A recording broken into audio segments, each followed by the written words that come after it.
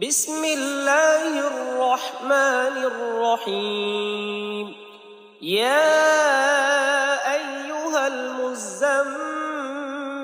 قم الليل إلا قليلا نصفه أو انقص منه قليلا أو زد عليه ورتل القرآن ترتيلا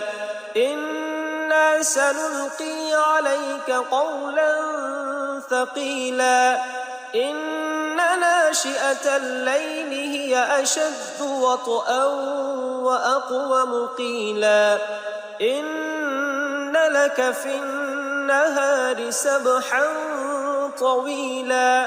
واذكر اسم ربك وتبتل إليه تبتيلا رب المشرق والمغرب لا إله إلا هو فاتخذه وكيلا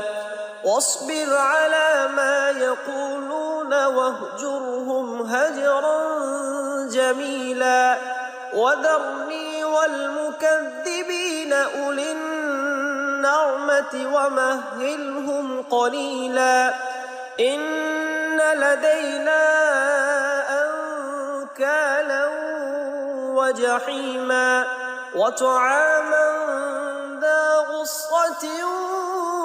وعذابا أليما يوم ترجف الأرض والجبال وكانت الجبال كثيبا مهيلا إنا أرسلنا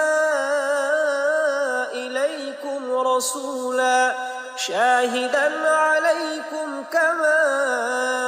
أرسلنا إلى فرعون رسولا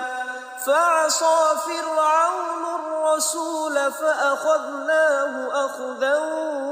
وبيلا فكيف تتقون إن كفرتم يوما يجعل الولدان شيبا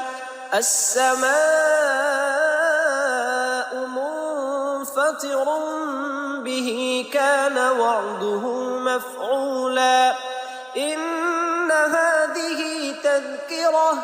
فمن شاء اتخذ إلى ربه سبيلا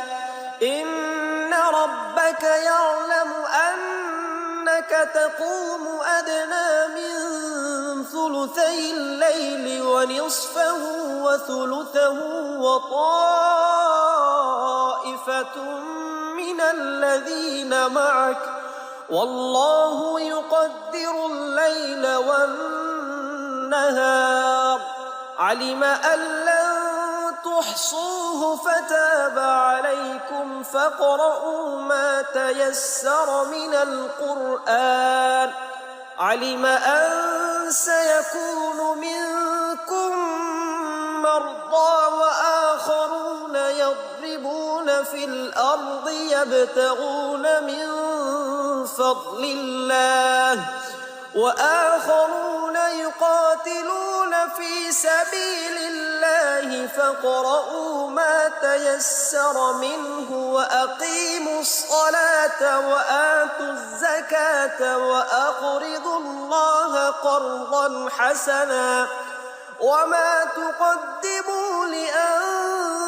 لأنفسكم من خير تجدوه عند الله هو خيرا وأعظم أجرا واستغفروا الله إن الله غفور رحيم.